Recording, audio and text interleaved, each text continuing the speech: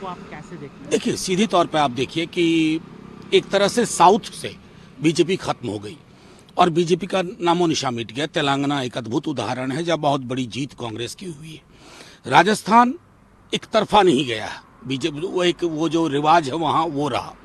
छत्तीसगढ़ अलबत्ता चूंकि तमाम लोगों की अपेक्षाओं के अनुरूप नहीं आया।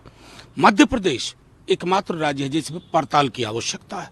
लेकिन मेरा मानना है कि ये चुनाव बिल्कुल क्षेत्रीय मुद्दों पर क्षेत्रीय सरोकारों को क्षेत्रीय दृष्टिकोण से लड़े गए थे। कल तक बीजेपी भी यही कह रही थी कि 24 का चुनाव अलग है, विधानसभा चुनाव से लोकसभा का कोई मतलब नहीं है। हमारा भी मानना है, जो कि तेजस्वी जी ने भी कहा है, कि ये एक संदेश है कि बीजेपी ने सब कुछ झोंक दिया, लेकिन लोकसभा के चुनाव के परिणाम बिल्कुल राष्ट्रीय मुद्दों पे लड़े जाएंगे। और इन परिणामों का, जिसमें बीजेपी आज पटाखे चला रही है, उस दिन का वो इंतजार करें जब राष्ट्रीय मुद्दों पे चुनाव होंगे। रोजगार पर चुनाव होगा, दवाई पे चुनाव होगा, सिंचाई पे चुनाव होगा, लोगों की थाली पे चुनाव होगा, और उस चुनाव के नतीजे बीजेपी को परेशान करेंगे।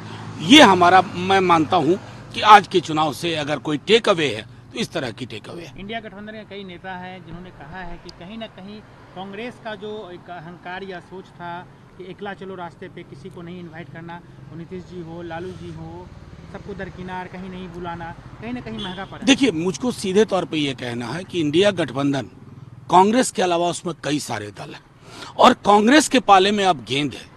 कांग्रेस चूंकि अभी भी, हमारा मानना है कि अगर आप राजस्थान का ही चुनाव देखें या मध्य प्रदेश देखें, कांग्रेस मैक्सिमम फुटप्रिंट की पार्टी है।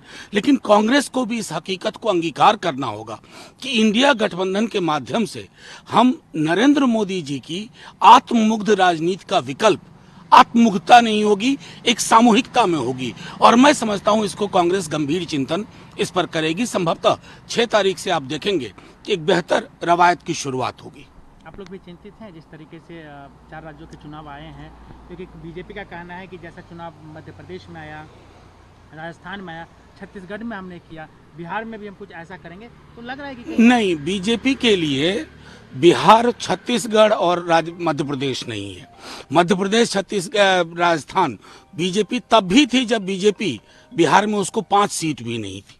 तो बीजेपी की बिहार में ऑर्गेनिक कोई जमीन नहीं है, और जिस राज्य में आपकी ऑर्गेनिक जमीन नहीं होती है ना, उस राज्य में आप पटाखे चला लें छत्तीसगढ़ के नाम पर, लेकिन आपके कार्यालय का जश्न टिकेगा नहीं। एक अंतिम सवाल, क्या आप मानते हैं कि कांग्रेस को अब समय आ गया है कि गठबंधन के साथ मिलकर, जो नीतीश जी ने पहले भी कहा था, एक कहीं ना कहीं एक एकजुटता के साथ आगे बढ़ने की जरूरत है, नहीं तो हर बार परिणाम कुछ ऐसे ही आएंगे? नहीं, देखिए, मेरा मानना है कि जो नीतीश जी ने कहा था या लालू जी ने कई अवसरों पर कहा है, तेजस्वी जी ने कई मीटिंग्स में कहा कि एक सामूहिकता के चिंतन के साथ हम लोगों को आगे बढ़ना होगा। क्योंकि इंडिया गठबंधन का जब निर्माण हुआ तो उसके आर्किटेक्चर में सामूहिकता है, कलेक्टिव है, और वो कलेक्टिव ही ये सेल्फ सेंटर्ड पॉलिटिक्स का विकल्प है।